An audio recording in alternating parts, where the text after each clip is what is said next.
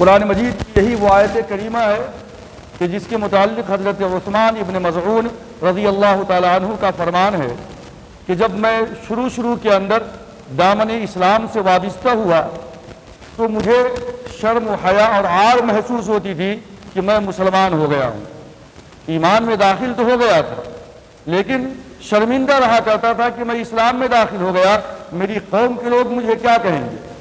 لیکن ایک دن کا واقعہ ہے کہ میں بارگاہ نبوی کے اندر موجود تھا، جناب محمد رسول اللہ صلی اللہ علیہ وسلم کے اوپر وحی کے آثار نمایاں ہونے لگے. جبریل امی تشریف لائے اور قرآن مجید کی آیت کریمہ اللہ کی جانب سے نبی اکرم صلی اللہ علیہ وسلم کے اوپر جب بھیجی گئی، وحی کی گئی آقا دو جہاں کی زبان سے، جب میں نے اس آیت کریمہ کو سنا، ان اللہ یامر بالعدل والاحسان وایتاء ذی القربى وینہی عن الفحشاء والمنکر والبغی یعظکم لعلکم تذکرون، جب فرماتے ہیں کہ اس آیت کو میں نے سنا تو اس کے بعد سے ایمان اور اسلام میرے رگ و ریشے کے اندر اور قلب و جگر کے اندر بالکل راسخ، مضبوط اور پیوست ہو گیا کہ اب میں فخریہ اپنی قوم کے سامنے آنے لگا کہ میں مسلمان ہوں اور میں جو ہے مومن ہوں. کہتے ہیں کہ جادو وہ ہے جو سر چڑھ کر کے بولے، اپنے تو اپنے بلکہ کسی کی خوبی اور کسی کی خامی اس وقت سب سے زیادہ عیاں اور ظاہر ہوتی ہے کہ اگر اپنے تعریف کریں تو یہ کوئی اہم بات نہیں سمجھی جاتی، لیکن اگر اغیار اور اپنے دشمن بھی ہماری تعریف کریں تو ظاہر سی بات ہے کہ یہ بہت زیادہ اہمیت کی حامل ہو جایا کرتی ہے. ولید بن مغیرہ بہت بڑا دشمنان اسلام کی صفوں کے اندر سے ایک تھا، لیکن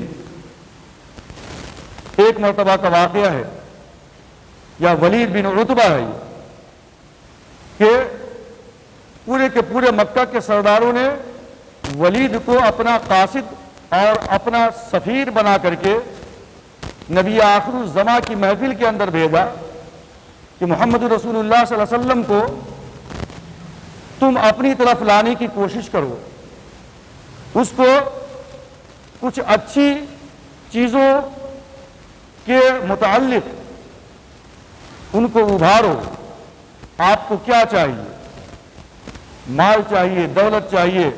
عزت اور شہرت چاہیے، مکے کی لیڈرشپ چاہیے، ہم سب کچھ آپ کو دینے کے لیے تیار ہیں، لیکن آپ کلمہ توحید لا الہ الا اللہ محمد رسول اللہ کہنے سے باز آ جائے. جب ولید اللہ کے رسول کی محفل میں جاتا ہے تو اللہ کے رسول صلی اللہ علیہ وسلم نے قرآن مجید کی اس آیت کریمہ کو تلاوت کیا تھا، ان اللہ یامر بالعدل والاحسان وایتاء ذی القربى الی آخر الآیہ. جب اس آیت کریمہ کو زبان رسالت سے ولید نے سنا تو اس کے بعد اللہ کے رسول کی مجلس سے اٹھ کر اپنے سرداروں کے بیچ میں آیا، اور سرداروں کے بیچ میں آنے کے بعد جو ولید نے قرآن مجید کی تاثیر، اس کی سحر انگیزی اور اس کی مٹھاس اور اس کی چاشنی اور قرآن مجید کی جو اہمیت تھی وہ غیر کی زبان سے، یہ وہی ولید تھا جو رسول اکرم صلی اللہ علیہ وسلم کا دشمن تھا، جو اسلام کا دشمن تھا. لیکن اب وہ کہتا ہے کہ واللہ، خدا کی قسم، ان لہ لحلاوہ وان علیہ لطلاوہ وان لہ لمدغق وان اصلہ لمدغق وان علاہ لمثمر وانہ یعلی ولا یعلی علیہ وما هو بقول بشر. کہ خدا کی قسم اس کلام کے اندر ایک شیرینی ہے، ایک چاشنی ہے، ایک سحر انگیزی ہے، ایک مٹھاس ہے. ان لہ لحلاوہ، اور آگے کا جملہ اس نے کہا تھا کہ وَإِنَّ عَلَيْهِ لَطَلَاوَةٌ، اور اس کے اوپر ایک خاص قسم کی رونق. محمد رسول اللہ صلی اللہ علیہ وسلم کی ذات گرامی کے اوپر یا اس کلام کے اوپر ایک خاص قسم کی رونق ہے. وَإِنَّ أَصْلَهُ لَمُدْغِقٌ، اور جو اس کی جڑ ہے نا، اس کے اندر سے بہت عن قریب کوپریں اور شاخیں پھوٹنے والی ہیں. وَإِنَّ أَصْلَهُ لَمُدْغِقٌ، وَإِنَّا عَلَاهُ لَمُثْمِرٌ، اور یہ جب کوپلیں پھوٹیں گی اور شاخیں نکلیں گی تو بہت جلد جو ہے ان شاخوں کے اوپر ثمر آور یعنی جو ہے بہترین پھل آنے والے ہیں۔ وہ سب سے بلند ہے، وَإِنَّهُ يُعْلِي وَلَا يُعْلَى عَلَيْهِ، اور اس سے بلند تر کوئی نہیں ہے۔ وَمَا هُوَ بِقَوْلِ بَشَرٍ، اور خدا کی قسم یہ کسی بشر کا، یہ کسی انسان کا کلام ہو ہی نہیں سکتا جس کلام کے اندر اس بلا کی سحر انگیزی ہو، اس بلا کی جو ہے رقت ہو، اس بلا کی چاشنی اور مٹھاس ہو۔ یہ دشمنان اسلام کی صفوں میں سب سے اعلیٰ اور برتر سمجھا جاتا ولید، اس کی زبان سے اس طرح کے ایسے الفاظ نکلے کہ آج تاریخ کے صفحات کے اوپر سنہرے لفظوں سے ایک اغیار کے، ایک دشمن کے الفاظ کو بالکل جو ہے نقل کر دیا گیا ہے۔ یہ ہے قرآن مجید کی تاثیر، اور یہ ہے قرآن مجید کی سورہ نحل کی آیت نمبر 90، ان اللہ یامر بالعدل والاحسان وایتاء ذی القربی الی آخر الآیت۔ اس آیت کی تاثیر یہ جو ہے ولید کی زبان سے جو ہے سنا گیا تھا، جو آج بھی کتابوں کے اندر موجود ہے، تاریخ کے اندر موجود ہے۔ قرآن مجید نے انسانی معاشرے کی فلاح و بہبود کے لیے گویا کہ ایک پروگرام بنا دیا کہ کسی بھی معاشرے اور کسی بھی جو ہے سوسائٹی کی فلاح و بہبود ان 6 کاموں کے اندر مضمر ہے، جس میں سے 3 اوامر ہیں اور 3 نواہی ہیں۔ 3 کاموں کو کیا جائے اور 3 منکرات سے بچا جائے تو وہ معاشرہ اور وہ سوسائٹی، وہ سماج بہتر طریقے سے جو ہے کام کر سکے گا۔ پہلی بات، یامر بالعدل، اللہ تمہیں حکم دیتا ہے عدل کا، اور دوسرا لفظ ہے احسان، احسان کا، اور تیسرا لفظ ہے وایتاء ذی القربی، اور اپنے رشتہ داروں کے اوپر مال کے ذریعے سے استعانت کرنے کا، مدد کرنے کا۔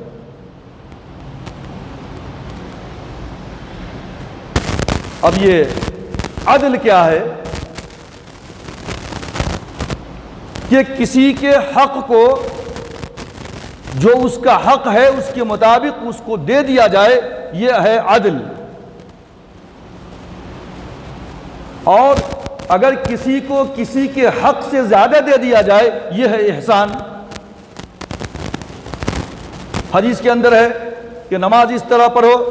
کہ لم تکن تراہ فإن لم یکن یراک، کہ تم اللہ کو دیکھ رہے ہو، اور اگر تم اللہ کو نہیں دیکھ رہے ہو تو یہ تصور، یہ گمان ہو کہ وہ تمہیں دیکھ رہا ہے۔ اگر تم اللہ کو دیکھ رہے ہو، نماز میں خشوع و خضوع اس طرح کی کیفیت ہے، یہ احسان کا درجہ ہے۔ نماز یوں ہی پڑھ لیتے ہو، فرضیت ادا ہو جاتی ہے، لیکن نماز کے اندر اس طرح کی رقت اور خشوع و خضوع پیدا ہو جائے گویا کہ تم اللہ کو دیکھ رہے ہو، یہ احسان کا درجہ ہے۔ سو کسی کو کسی کے حق سے زیادہ دے دینا یہ احسان ہے، اور جتنا حق ہے اتنا دے دینا یہ عدل ہے۔ وایتاء ذی القربی، اور جہاں تمہیں اپنے مال کو اللہ کے راستے میں غربا، فقراء، مساکین کے اندر خرچ کرنا ہے، ان تمام کے اندر سے سب سے زیادہ بہتر اور فضیلت بات یہ ہے کہ پہلے تم اپنے عزیز و اقارب کو دیکھو کہ کون تمہارے مال کا زیادہ حقدار ہے، تو ان کا بھی خیال رکھا کرو۔ اللہ تبارک و تعالیٰ نے رزق کو عطا کرنے کے اندر، رزق کو دینے کے اندر ایک کو ایک پہ فضیلت عطا رکھی ہے۔ سب کماتے ہیں، سب محنت کرتے ہیں، سب کوشش کرتے ہیں، اور یہ مینز آف سروائیول جو ہے اس روئے زمین کے اندر اللہ کے رزق میں سب برابر ہیں، لیکن تمہارے پاس رزق کا زیادہ مل جانا، تم کو دولت کا زیادہ مل جانا، یہ تمہاری کوئی بہت بڑی خوبی اور کامیابی نہیں ہے، بلکہ یہ اللہ کا کرم ہے، اللہ کا احسان ہے کہ اللہ نے تمہیں اس قابل بنا دیا کہ تم اپنے دیگر بھائیوں سے، اپنے رشتہ داروں سے اللہ نے تم کو زیادہ عطا کر دیا۔ تو یہ مت سمجھو کہ یہ میرا مال ہے۔ وفی اموالہم حق للسائل والمحروم، اور ان کے مال کے اندر، یعنی مسلمانوں کے مال کے اندر حق ہے کس کا؟ سائل کا، مانگنے والے کا بھی، اور محروم کا بھی، جو مارے شرم کے اپنا ہاتھ تمہارے سامنے پھیلاتا نہیں ہے، اس کا بھی حق ہے۔ تو یہ ہے احسان کا درجہ، اور اس کے بعد کہا کہ اپنے عزیز و اقارب کا خیال بھی رکھا کرو۔ یہ ہے عدل، احسان اور ایتاء ذی القربیٰ۔ ان تین باتوں کا اللہ رب العزت نے حکم دیا ہے اس آیت کریمہ کے اندر۔ اس کے بعد نواہی، منکرات سے بچنا ہے۔ وَيَأْمُرُكُمْ بِالْفَحْشَاءِ وَالْمُنْكَرِ وَالْبَغْيِ۔ فحشا، منکر اور بغی، تین الفاظ کا استعمال کیا ہے قرآن مجید میں۔ فحشا کیا ہے کہ انسان کو گناہ کرنے کے اندر عار اور شرم محسوس ہو، انسان بے حیا بن جائے، بے شرم بن جائے، زناکاری میں مبتلا ہو جائے، شراب نوشی کے اندر مبتلا ہو جائے، وہ حرام کاری کرنے لگے، اللہ کے فرائض کو توڑنے لگے اور اللہ کے قانون کی دھجیاں اڑانے لگے، یہ سب فحشا کے اندر داخل ہے۔ تو کہا اللہ نے، اللہ تمہیں روکتا ہے کس سے؟ فحشا سے۔ انسان اور گناہ کے بیچ کا جو ایک پردہ ہے، ایک واسطہ ہے بیچ کے اندر، وہ حیا کا ہے۔ انسان زناکاری کے لیے آگے بڑھتا ہے تو بیچ میں حیا ایک پردے کے طور پہ حائل ہو جاتا ہے۔ انسان کسی کو دھوکے بازی کے اندر کچھ اس سے ہڑپ لینا چاہتا ہے تو بیچ میں حیا، شرم، یہ ایک پردہ بن جایا کرتا ہے۔ انسان شراب نوشی کے لیے آگے بڑھتا ہے تو بیچ کے اندر وہ گناہ اور انسان کے بیچ میں جو ایک پردہ ہے، جو ایک دیوار ہے، وہ کیا ہے؟ حیا کا ہے۔ اور اللہ کے رسول نے فرمایا اذا فاتک الحیاء ففعل ما شئت، جب شرم و حیا تیرے اندر سے ختم ہو جائے تو انسان نہیں، تیری مثال جانور کی سی ہے۔ جانور جو کچھ چاہے کرتا ہے بلا جھجک، بغیر شرم و حیا کے۔ تو بھی جانور ہے، جو کچھ چاہے کر لے، زناکاری کر لے، بدکاری کر لے، شراب نوشی کر لے، ڈاکہ ڈال لے، کسی کا قتل کر ڈالے، تو جانور کی تیری زندگی ہو گئی۔ اذا فاتک الحیاء ففعل ما شئت، انسان اور اس برائی کے درمیان میں یہ حیا جو ہے ایک پردے کے طور پہ کام کیا کرتا ہے۔ اگر اس پردے کو چاک کر دیا انسان تو انسان کے دائرے سے نکل کر وہ گویا کہ جانور کے دائرے کے اندر آ جایا کرتا ہے۔ تو اللہ تبارک و تعالیٰ فرماتے ہیں کہ وَيَنْهَا عَنِ الْفَحْشَاءِ وَالْمُنْكَرِ۔ فحشا اور منکر کیا ہے؟ منکر ہر وہ چیز ایسی ہے کہ انسان کا ضمیر خود سے اس کو ملامت کرے کہ یہ چیز غلط ہے، اس کو نہیں کرنی چاہیے، یہ منکر ہے۔ ہر انسان کا قلب گواہی دینے لگتا ہے کہ یہ غلط چیز ہے، اس کو نہیں کرنا چاہیے، یہ منکر ہے۔ والبغ، آخری جو جملہ ہے بغ، سرکشی۔ اور سرکشی دو طرح کی ہوا کرتی ہے۔ اگر اللہ تبارک و تعالیٰ کی ذات میں وہ سرکشی کرتا ہے، قرآن مجید نے بغ کا لفظ استعمال کیا، تو یہ سرکشی کہلاتی ہے بغ۔ اور اگر انسان کسی انسان کے ساتھ کوئی معاملہ کرے، کسی کے اوپر ظلم کرے، کسی کے حقوق کو چھین لے، کسی کے اوپر زبردستی کرے، تو یہ کیا ہے؟ یہ عدوان ہے، یہ ظلم ہے، یہ زیادتی ہے، یہ عدل و انصاف کا خون کرنے والا ہے۔ تو اللہ کی ذات میں سرکشی کیا ہے؟ بغ کیا ہے؟ کہ اللہ تبارک و تعالیٰ کی وحدانیت میں کسی کو اور شریک کرنا، یہ بغ ہے، یہ سرکشی ہے۔ اللہ کی ذات میں شرک کرنے کو بغ سے تعبیر کیا گیا ہے یہاں پہ، اور انسانوں کے حقوق مارنے کو، انسانوں کے اوپر ظلم و زبردستی کرنے کو عدوان سے تعبیر کیا جاتا ہے۔ تو سرکشی دو طرح کی ہوتی ہے۔ ایک اللہ کی ذات کے اندر سرکشی کیا ہے کہ انسان شرک میں مبتلا ہو جائے، اللہ کو اپنا پارٹنر بنا لے، یا کسی اور شخصیت کو اللہ کا ایسوسیٹ سمجھنے لگے، یہ بغ ہے، یہ سرکشی ہے، اور یہ کیا ہے؟ شرک ہے۔ اور انسانوں کے ساتھ اگر وہ بغ کرتا ہے، یہ کیا ہے؟ یہ عدوان ہے، یہ ظلم و زیادتی ہے، یہ عدل انصاف کا خون کرتا ہے۔ اور آگے اللہ جو یہ تین چیزیں تھی جس سے اللہ رب العزت نے منع فرمایا، اور 3 چیزوں کو اللہ رب العزت نے کرنے کا حکم دیا، اور آخری میں فرمایا کہ تاکہ تم ان باتوں سے نصیحت حاصل کیا کرو۔ آج ہم جس معاشرے میں جی رہے ہیں، جس سوسائٹی اور جس ماحول میں جی رہے ہیں، ہر طرف آپ دیکھتے ہیں کہ ظلم و زبردستی عام ہے۔ انسانیت جو عدل و انصاف کی پیاسی ہے، اس کے سامنے قرآن مجید کے اس قانون کو رکھا جائے تو پتہ چلے گا کہ کتنا بہتر طریقہ اور انصاف کا نظام، عدل کا نظام جو پروردگار عالم نے قرآن مجید کی اس آیت کریمہ کے اندر رکھا ہے، یہ تمام کے تمام انسانوں کے بنائے ہوئے نظام عدل سے بالاتر ہے۔ تا قیام قیامت اس کی کوئی نظیر اور اس کی کوئی مثال دنیا میں پیش نہیں کر سکتا۔ ان اللہ یامر بالعدل، نبی آخر الزمان جناب محمد رسول اللہ صلی اللہ علیہ وسلم کے سامنے ایک معاملہ آتا ہے۔ فاطمہ مخزومیہ نے چوری کیا تھا، بڑے خاندان سے تعلق رکھتی تھی، تمام کے تمام لوگوں نے سفارش کی کہ اس کا ہاتھ نہ کاٹا جائے۔ والسارق والسارقۃ فاقطعوا ایدیہما جزاء بما کسبا نکالا من اللہ۔ قرآن مجید کا جو قانون ہے کہ چوری کرنے والا مرد اور چوری کرنے والی عورت ہو تو اس کے ہاتھ کاٹے جائیں گے، یہ قرآن کا قانون ہے۔ اللہ کے رسول کی محفل میں بڑے بڑے لوگوں نے سفارش کی کہ یہ بڑے خاندان سے تعلق رکھتی ہے فاطمہ مخزومیہ، لہذا کم سے کم خاندانی شرافت کا اور عالی النسب ہونے کا خیال رکھتے ہوئے اس کے جرم کو معاف کیا جائے یا سزا میں کچھ کمی کی جائے۔ اللہ کے رسول نے فرمایا خدا کی قسم جس کے قبضے میں محمد کی جان ہے کہ اگر آج فاطمہ بنت محمد بھی ہوتی اور اگر وہ چوری کرتی تو میں فاطمہ بنت محمد کا بھی ہاتھ کاٹ ڈالتا۔ اور قرآن مجید کی اس آیت کریمہ کو آپ نے کہا کہ والسارق والسارقۃ فاقطعوا ایدیہما، قانون سب کے لیے بالکل برابر ہے۔ آج بھی کہا جاتا ہے کہ قانون کی نظر میں سب برابر ہے، کوئی اعلیٰ کوئی ارفع اور کوئی کمتر نہیں ہے، لیکن آج کی اس تاریخ کے اندر ہم دیکھتے ہیں جس معاشرے میں ہم جی رہے ہیں کہ اگر کوئی اعلیٰ عہدیدار ہے،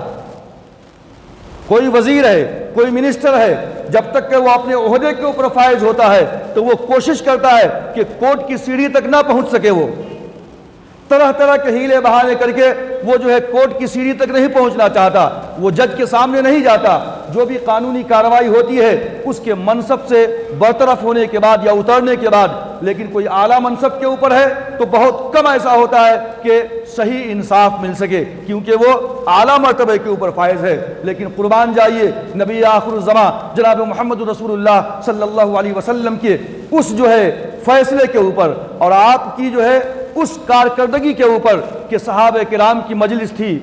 مسجد نبوی کے اندر صحابہ کرام بیٹھے تھے، ان صحابہ کرام کے اندر ایک صحابہ ایسے بھی تھے جن کو صرف ایک چادر تھی جو تہبند باندھے ہوئے تھے، غربت کا زمانہ تھا، اوپر کا پورا جسم ان کا جو ہے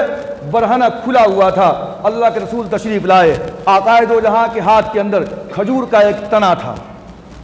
اللہ کے رسول نے دیکھا تو مزاحیہ طور پہ مذاقاً آپ نے اس کھجور کے تنے سے اس صحابی رسول کے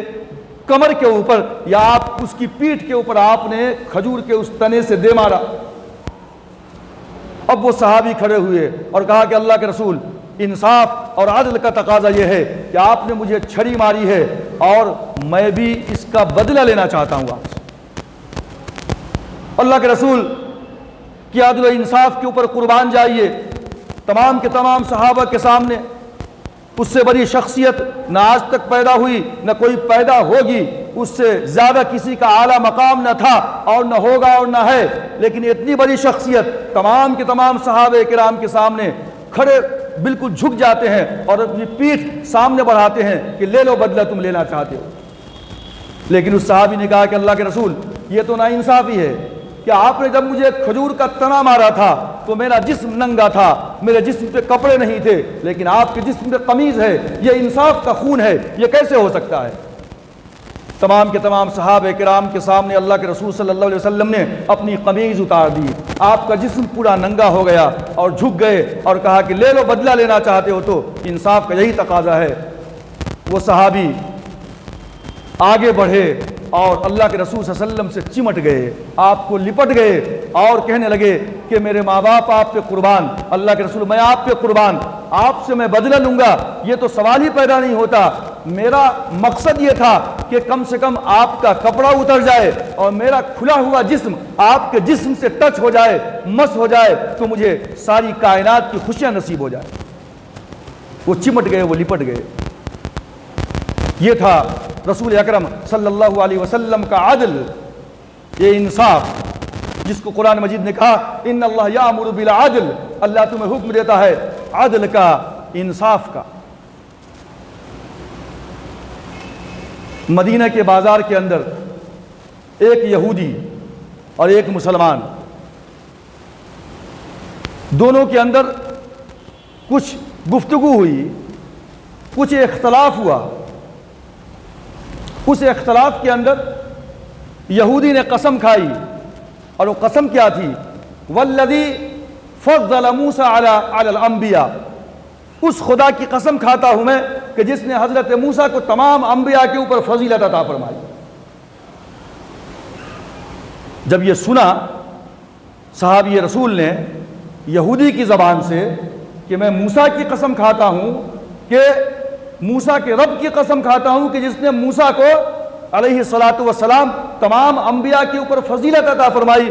بڑا ناراض ہوئے وہ صحابی، اور انہوں نے ایک تھپڑ رسید کر دیا یہودی کے چہرے کے اوپر اور کہا کہ محمد رسول اللہ صلی اللہ علیہ وسلم کی ذات گرامی تو اعلیٰ اور عرفہ ہے، حضور سے زیادہ مقام کس کا ہو سکتا ہے، اور تو محمد رسول اللہ صلی اللہ علیہ وسلم کے سامنے حضرت موسیٰ علیہ السلام کی فضیلت اور ان کی ان کے مرتبے کو فوقیت دے رہا ہے، یہ کیسے ممکن ہے؟ اب وہ یہودی بارگاہ رسالت کے اندر استغاثہ لے کر کے آ گیا، اللہ کے رسول آپ کے صحابی نے مجھے تھپڑ مارا ہے، آپ اس کا فیصلہ کیجیے۔ پوچھا گیا بتاؤ ماجرا کیا ہے، معاملہ کیا ہے؟ اس نے کہا، صحابی نے، کہ اللہ کے رسول ہمارے درمیان اختلاف ہو گیا کسی معاملے کے اندر، تو اس وقت اس نے جو قسم کھائی وہ قسم یہ تھی کہ جو ہے واللہ والذی فضل موسیٰ علی الانبیاء، کہ اس خدا کی قسم کہ جس نے حضرت موسیٰ کو تمام انبیاء کے اوپر فضیلت عطا فرمائی۔ مجھے غصہ آ گیا کہ میرے نبی کے مقام کو حضرت موسیٰ علیہ السلام کے مقام سے گھٹاتا ہے، اس لیے میں نے مار دیا اس کو۔ اللہ کے رسول صلی اللہ علیہ وسلم نے ارشاد فرمایا کہ ٹھیک ہے، تم یہ سمجھتے ہو کہ میرا مقام ان سے اونچا ہے، لیکن یہ عدل و انصاف کے خلاف ہے کہ انبیاء کو، کسی دو نبیوں کو آپس میں تقابل کر کے آمنے سامنے رکھ کر کے تم میری فضیلت بیان کرو اور سامنے والے کی فضیلت کو گھٹاؤ۔ تقابل کر کے اگر تم مجھے فضیلت میں اعلیٰ سمجھتے ہو تو گویا کہ اگر تقابل کرتے ہو تو گویا کہ سامنے والے کی شخصیت مجروح ہوتی ہے، اس نبی کی صفات کے اندر کمی آتی ہے، اور یہ عدل کے خلاف ہے، یہ انصاف کے خلاف ہے۔ تم سمجھتے ہو کہ فضیلت ہے تو ہے، لیکن دو نبیوں کو آپس میں تقابل کر کے ایک نبی کی فضیلت کو زیادہ کرنا تو گویا کہ دوسرے نبی کی فضیلت گھٹ جاتی ہے، اور اگر اس طرح کی کیفیت پیدا ہوتی ہے تمہارے ایمان میں کمی آ جائے گی، تمہارے ایمان میں خدشہ پڑ جائے گا، ایسا مت کیا کرو۔ ایک اور واقعہ ہے حدیث کے اندر کہ آپس میں دو شخص گفتگو کر رہے تھے کسی معاملے کے اندر، تو ایک شخص نے کہا کہ حضرت یونس علیہ السلام تھے اس زمانے میں تو ایسا معاملہ ہو گیا، اگر میرے نبی جناب محمد رسول اللہ صلی اللہ علیہ وسلم ہوتے تو ایسا نہ ہوتا۔ اللہ کے رسول صلی اللہ علیہ وسلم نے سنا گفتگو کو تو آپ نے فرمایا لا تفضلونی علی یونس ابن متى، کہ اے لوگو تم مجھے حضرت یونس کے اوپر فضیلت مت دو۔ کیا مطلب تھا کہ فضیلت مت دو حضرت یونس علیہ السلام کے اوپر، کہ حضرت یونس اور محمد رسول اللہ صلی اللہ علیہ وسلم کا تقابل کر کے گویا کہ حضرت یونس کے اندر وہ صفت اور وہ کوالٹی نہیں تھی جو محمد رسول اللہ صلی اللہ علیہ وسلم کے اندر ہے، تو گویا کہ حضرت یونس کے مرتبے کے اندر کمی پیدا ہو جاتی ہے۔ لہذا نبیوں کو آپس کے اندر ایک دوسرے کے مقابل رکھ کر کے ایک نبی کی فضیلت بیان مت کرو، اس طرح جو ہے دوسرے نبی کی فضیلت میں کمی آتی ہے۔ یہ اللہ کے رسول صلی اللہ علیہ وسلم نے فرمایا، یہ بھی عدل و انصاف کے خلاف۔ اس طرح قرآن مجید نے کہا تلک الرسل فضلنا بعضهم علی بعض، کہ تمام کے تمام جو رسول ہیں، جو انبیاء ہیں، اللہ نے بعض کو بعض پہ فوقیت دی ہے، بعض کو بعض پہ فضیلت دی ہے، لیکن ہم ان کی فضیلت کو دو کو سامنے رکھ کر کے تقابلی مطالعہ کر کے ایک کی فضیلت کو بڑھائیں، دوسرے کی فضیلت کو گھٹائیں۔ اللہ کے رسول نے فرمایا یہ عدل و انصاف کے خلاف۔ قرآن مجید نے سورہ نساء کے اندر عدل و انصاف کی جو اہمیت بیان کی ہے، یا ایھا الذین آمنوا کونوا قوامین بالقسط شہداء للہ ولو علی انفسکم او الوالدین والاقربین ان یکن غنیا او فقیرا فاللہ اولی بہما فلا تتبعوا الہوی ان تعدلوا وان تلووا او تعرضوا فان اللہ کان بما تعملون خبیرا۔ قرآن نے عدل کا اور انصاف کا جو پیمانہ رکھا ہے، دنیا اس کی مثال پیش کرنے سے قاصر ہے۔ یا ایھا الذین آمنوا کونوا قوامین بالقسط، اے ایمان والو تم ہو جاؤ قوامین، قائم رہنے والے، بالقسط، عدل و انصاف کے ساتھ، شہداء للہ، گواہی دینے والے اللہ کے لیے، سچی گواہی، ولو علی انفسکم، اور اگر کسی بھی معاملے کے اندر تم سمجھتے ہو کہ غلطی میری ہے تو اس کو ایکسیپٹ کرو، جھوٹ مت بولو، سچی گواہی دو، ولو علی انفسکم، اگرچہ یہ گواہی تمہارے خلاف ہی کیوں نہ ہو، اب الوالدین والاقربین، یا تمہارے والدین کے خلاف تم کو گواہی دینے کی ضرورت پڑے، سچی گواہی، تو والدین کو فیور کرتے ہوئے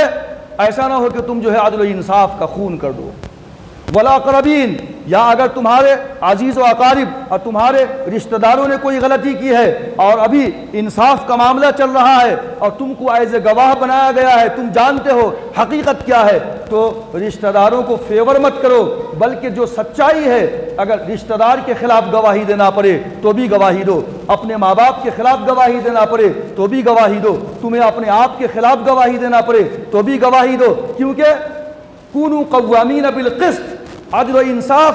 کرنے والے بن جاؤ اے ایمان والو۔ ان یکن غنیا او فقیرا، اور اگر وہ غریب ہو یا فقیر ہو یا مالدار ہو، ایسا نہ ہو کہ کوئی امیر ہے، کوئی پیسے والا ہے، طاقت و قوت رکھنے والا ہے، تو اس کو فیور کرتے ہوئے تم جو ہے اپنی گواہی سے مکر جاؤ یا جھوٹ بول دو، یہ عدل و انصاف کا خون ہوگا۔ اگر وہ پیسے والا ہے، طاقتور ہے، جاہ و حشمت والا ہے، تو بھی تمہیں کونوا قوامین بالقسط اس کے خلاف گواہی دینا ہے، یا اگر وہ فقیر ہے، کمزور ہے، تو اس کی حالت پہ ترس کھا کر کے ایسا نہ ہو کہ تم جھوٹی گواہی دے دو، بلکہ عدل و انصاف کا خون مت کرو، کونوا قوامین بالقسط شہداء للہ فاللہ اولی بہما۔ تم یہ سمجھتے ہو کہ میری گواہی سے اس کو تکلیف پہنچے گی، وہ پریشان ہو جائیں گے، تمہارے ماں باپ ہو یا غنی ہو یا فقیر ہو، لہذا جھوٹ بول دو، نہیں، تم سے زیادہ ان کا خیال رکھنے والا اللہ رب العزت کی ذات ہے، فاللہ اولی بہما فلا تتبعوا الہوی ان تعدلوا، تو تم اپنی نفسانی خواہشات کے پیچھے مت پڑو، اور ایسا پیچھے مت پڑو کہ تم انصاف کا خون کر دو، تم عدل نہ کر سکو، وَإِن تَلْوُوا، اور اپنی زبان کو پلٹ دو، موڑ دو، او تعرضوا، یا تم جو ہے اعراض کرنے لگو، جو حقیقت ہے اس کو چھپانے لگو، وَإِن تَلْوُوا او تعرضوا فَإِنَّ اللَّهَ كَانَ بِمَا تَعْمَلُونَ خَبِيرًا، تو تم جیسا بھی کرو گے پروردگار عالم کو ہر ایک چیز کی خبر ہے۔ سورہ مائدہ کے اندر آیت نمبر 8 میں اللہ نے فرمایا یا ایھا الذین آمنوا کونوا قوامین للہ شہداء بالقسط، یہاں بھی اللہ نے وہی فرمایا کہ ایمان والو قائم رہو اللہ کے لیے گواہی دیتے ہوئے سچائی کے ساتھ، عدل و انصاف کے ساتھ، بالقسط، عدل کے ساتھ، ولا یجرمنکم شنآن قوم علی الا تعدلوا اعدلوا هو اقرب للتقوی واتقوا اللہ ان اللہ خبیر بما تعملون۔ ولا یجرمنکم شنآن قوم، اور تمہیں آمادہ نہ کر دے، ولا یجرمنکم، اور تمہیں آمادہ نہ کر دے، شنآن قوم، کسی ایک قوم کی دشمنی، علی الا تعدلوا، اس بات کے اوپر کہ تم جو ہے کسی قوم کی دشمنی میں، کسی شخص کی دشمنی میں، کسی انسان کی دشمنی میں تم جو ہے انصاف اور عدل کے نظام کو تباہ و برباد کرو، اور تم انصاف اور عدل سے کام نہ لو۔ دشمنی ہے تو ہم زیادہ بڑھ چڑھ کے بول دیں گے، جھوٹ بول دیں گے، نہیں، سامنے دشمن بھی ہے، سامنے دشمن قوم بھی ہے، تو بھی تمہیں عدل کا سہارا لینا ہے، عدل کا خون کبھی نہیں کرنا ہے، انصاف کا خون کبھی نہیں کرنا ہے۔ ظلم و تعدی کو قرآن بالکل پسند نہیں کرتا۔ اعدلوا هو اقرب للتقوی، اے مسلمانوں انصاف کے عدل کے دامن کو تھامے رکھو، یہ تقوی کے بہت قریب ہے۔ واتقوا اللہ ان اللہ خبیر بما تعملون، اور اللہ تبارک و تعالیٰ سے ڈرتے رہو، بے شک اللہ تبارک و تعالیٰ تمہارے تمام کاموں سے جو ہے بالکل باخبر ہے۔ آج کی اس بھٹکتی ہوئی انسانیت اور عدل و انصاف کے لیے ترستی ہوئی انسانیت جو ہماری نگاہوں کے سامنے ہے، جس معاشرے میں ہم جی رہے ہیں، میں سمجھتا ہوں کہ قرآن کریم کے اس نظام عدل و انصاف کو اگر دنیا کے سامنے پیش کیا جائے تو دنیا کے رہنے والے اغیار بھی اور ہمارے دشمن بھی قرآن کریم کے اس عدل و انصاف کے سامنے اپنے گھٹنے کو ٹیک دیں گے۔ اللہ تبارک و تعالیٰ سے دعا ہے کہ اللہ تبارک و تعالیٰ سب سے پہلے ہم سب کو اپنے معاشرے کے اندر اور اپنے ماحول کے اندر اور اپنے معاملات کے اندر عدل و انصاف کو قائم رکھنے کی توفیق عطا فرمائے، اور قرآن مجید کے اس جو ہے نظام عدل کو اللہ تبارک و تعالیٰ ہم سب کو دوسروں تک پھیلانے والا بنا دے۔ آمین۔ وآخر دعوانا ان الحمد للہ رب العالمین۔ جو حضرات سنت سے فارغ نہیں